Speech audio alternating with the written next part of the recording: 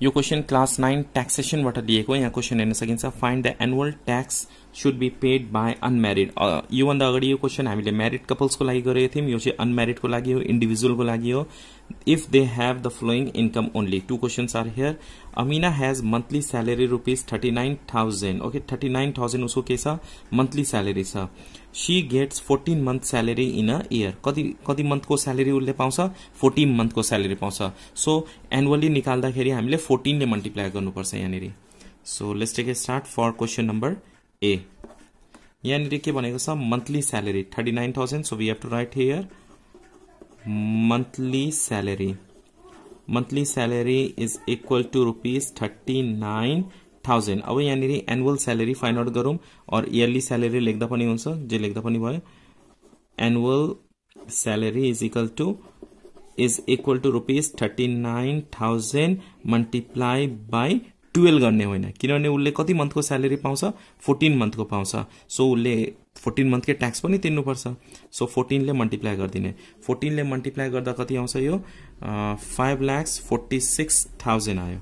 ठीक छ, यति 5,46,000। अब इन्डिभिजुअल को लागि, यो चाहिँ अनम्यारिड को लागि हो। इन्डिभिजुअल को लागि रेट डिफरेन्ट हुन्छ, यहाँ हेर्न सकिन्छ। कपल्स को लागि मैले अघि भिडियो बनाउँदा मैले यो एक्सप्लेन गरेको थिएँ। यो इन्डिभिजुअल को लागि, सिंगल को लागि 5 लाख सम्म चाहिँ 1% तिर्नुपर्छ। एडिशनल 2 लाख छ भने 10%, फेरि एडिशनल 3 लाख को लागि 20%, एडिशनल 1 मिलियन को लागि 30% र आफ्नो ब्यालेन्स 2 लाख भन्दा बढी छ भने 36% ट्याक्स तिर्नुपर्छ। उसले कति अर्न गरेको छ, 5,46,000। सो 5 लाख सम्म चाहिँ उसले 1% तिर्नु पर्यो र 5 लाख भन्दा बढी कमाएको छ, 46,000 रुपीज बढी कमाएको छ, त्यसमा चाहिँ उसले 10% तिर्नु पर्यो। किनभने 2 लाख भित्र कमाएको छ भने 10% भनेको 7 लाख सम्म कमाएको छ भने 1% र 10% युज हुन्छ। ओके, 5 लाख सम्मको 1% र 5 लाख भन्दा बढी कमाएको छ भने 2 लाख भित्र 10% तिर्नुपर्छ। तर उसले 46,000 मात्र बढी कमाएको छ भनेको त्यो 10% लागू हुन्छ त्यहाँनिर। सो 1% एन्ड 10% हामी युज गर्छौं। So tax amount for 5 lakh rupees. So we have to write here tax amount for rupees 5 lakhs। कति तिर्नुपर्छ, 1%। सो 1% of 5 lakhs यहाँनिर लेख्ने is equal to 1 divided by 100 into 5 lakhs। 2020 cancel, कति हुन्छ रिमेनिङ, यो 5,000। Okay, so 5 lakh को कति तिर्नु पर्यो, 5,000 रुपियाँ। Okay, now remaining amount. अब किनभने उसले कति अर्न गरेछ, 5,46,000 धेरै अर्न गरेको छैन, 7 लाख भन्दा बढी गरेको भए चाहिँ 2 लाख को गर्थे र रिमेनिङ अमाउन्ट निकाल्थे। So remaining amount find out. Remaining amount is equal to 5,46,000। Yearly annual salary कति छ, यति छ र उसले ट्याक्स 5 लाख को 5,000 तिर्नुपर्छ। So remaining amount find out गरौँ। यहाँबाट रिमेनिङ अमाउन्ट फाइन्ड आउट गर्दाखेरि just subtract this two, we get here 46,000। अब उसले 46,000 को उसले कति रकम तिर्छ, कति पर्सेन्टले तिर्नुपर्छ ट्याक्स, 10% ले तिर्नुपर्छ। So tax amount for remaining amount,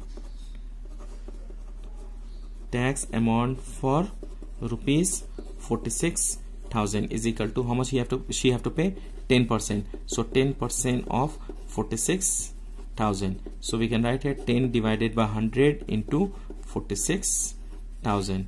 So 1010 cancel, 10 here also cancel, is equal to rupees 4,600 rupees. Okay, up to here. Now total tax amount कति आयो यहाँनिर, अब annual tax amount or total tax amount जे लेख्दा पनि भयो, annual tax amount for rupees this यति earn गरेको छ, यसको ट्याक्स अमाउन्ट कति हुन्छ। सो फर्स्ट 5 लाख को 5,000 तिर्नु पर्यो, 5,000 प्लस नेक्स्ट 46,000 लाई 4,600 तिर्नुपर्छ। Now just we have to add here 9,600। So 9,600 rupees is the annual tax amount for Amina. Hope you understand this question taken from class 9 taxation. र बी नंबर को यहाँ हेर्नुहोस् है, बी नंबर आगे has a monthly salary rupees 40,000। 40,000 उसको monthly salary छ।